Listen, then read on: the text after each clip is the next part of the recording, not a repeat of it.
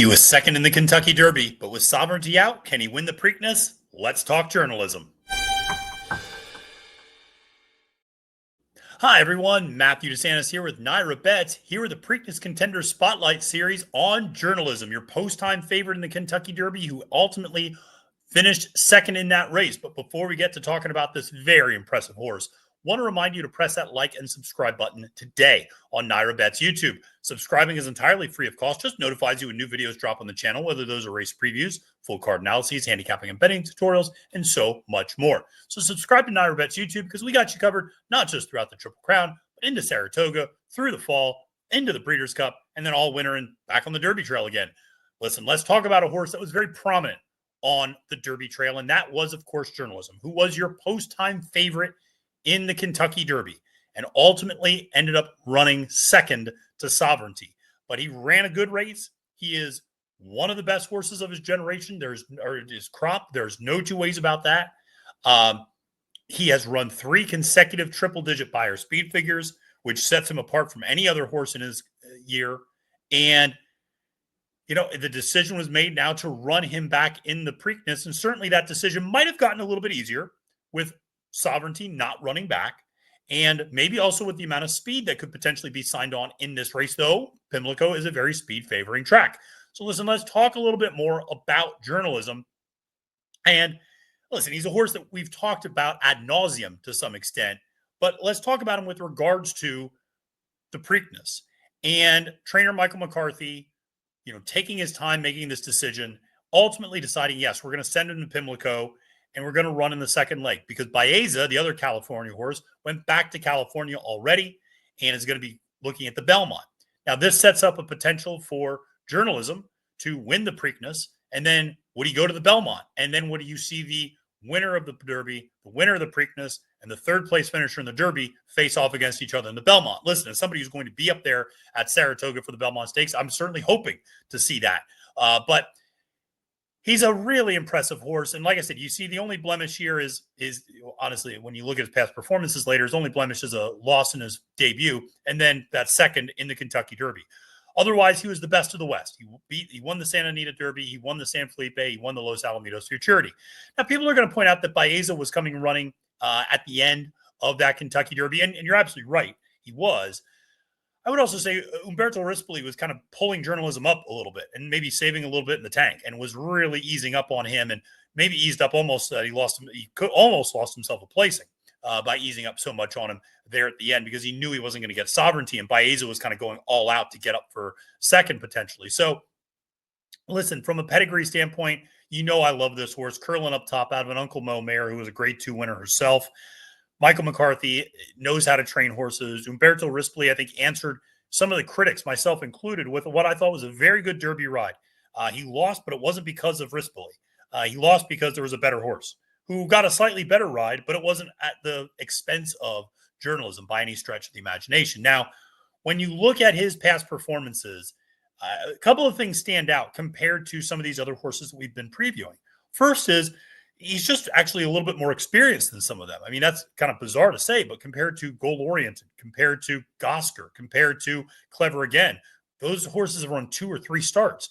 And, here journalism is, it's not even that like he's a grizzled veteran, but he's at least gotten 6 starts. You see those 3 straight buyer speed figures of 100 plus, starting with the San Felipe in his 3-year-old year, running that huge 108 that day, then coming back, running a 102 while beating Baeza and coming from off the pace, well off the pace in that Santa Anita Derby, and then backing it up with another 102 in the Kentucky Derby, running of another very, very good race. So there's a lot to like about journalism. One of the things you'll see is he tends to sit more of a mid-pack, in the West Coast, he sat more towards the back of the field. Not always, but sometimes. In the Derby, as we all projected, he sat more of a mid-pack trip. The question is, where does he sit in the Preakness? Because Pimlico is a speed-favoring track. And it's not speed-favoring because of the mythic tight turns, I should say, not white turns, tight turns of Pimlico. There are no tight turns of Pimlico. It's a speed-favoring track, though. I'll tell you that much. And they particularly make it speed-favoring on big days. So if the track is favoring front-end speed, and you see a lot of speed signed on in this race. So, for instance, a horse like Rodriguez, a horse like Clever Again are both leaders. Goal-oriented could be, but it will certainly be tracking or stalking the pace. River Thames and Gosker are both faster uh, out of the gate than a horse like Journalism in all likelihood. Well, those are 5 horses right there that I've just listed conservatively that are all faster than Journalism in the early going. So now you're looking at a 9-horse field where Journalism is sitting 6th or worst in the early going. Now, hardly impossible for him to come from that far back, but he's going to be a little further back. And I don't mean in terms of distance. I mean in relation to how many horses are in the field. He's not going to be sitting that same mid-pack trip that he did in the Kentucky Derby in all likelihood. Now, maybe Rispoli gets a little bit more speed out of him. He sees this. Listen, I want him to be sitting, 4th or 5th. But I think it's more likely that he's sitting 6th or 7th during the early going of this race and letting some of the speed go out up front.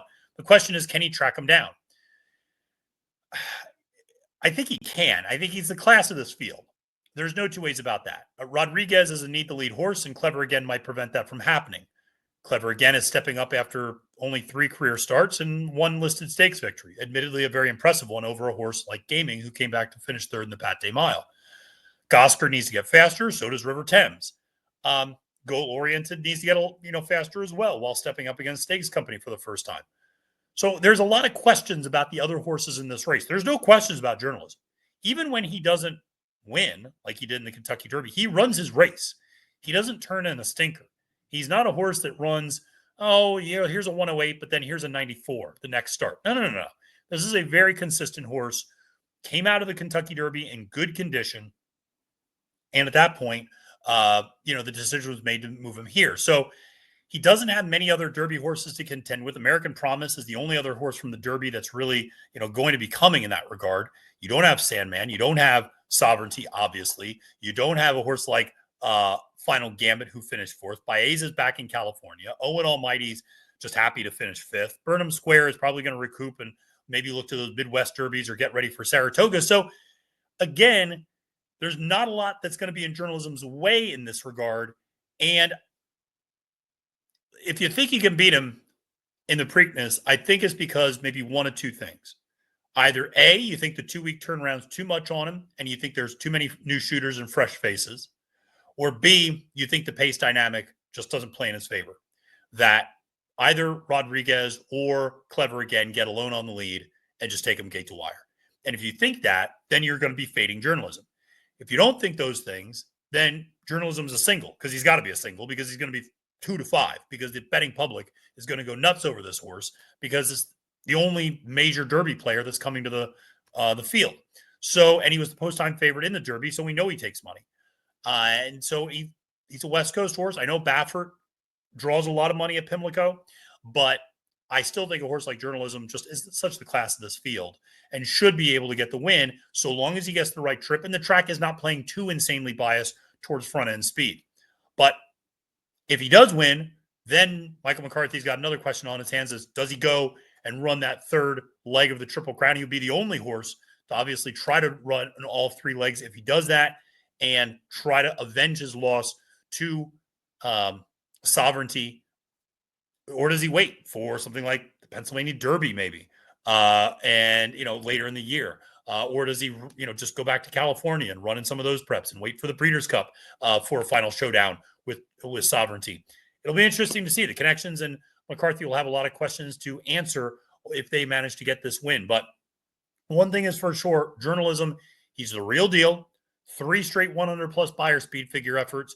Nobody else has more than 2, and that's Rodriguez, and those were spaced out between starts. So, again, consistency, versatility, ability, there's a lot to like there, but you're going to have to take an incredibly short price. He's going to be odds on. And like I said, if you're playing him to win, he's a single, and you can't be cute and go, well, I'll play him and 2 or 3 other horses. Absolutely not. He's a single on your ticket and you move on, or you try to beat him and use a bunch of other horses, or maybe you have a strong opinion. You only have to use one. All right. Well, listen, that's going to do it for this preview of Journalism for the Preakness Stakes. But make sure to press that like and subscribe button today on NYRA Bets YouTube to get all of our great content and all of our great information that we have up here, as well as on the app. My name is Matthew DeSantis, wishing you a great and profitable day at the races, and reminding you, friends, it's now Post time.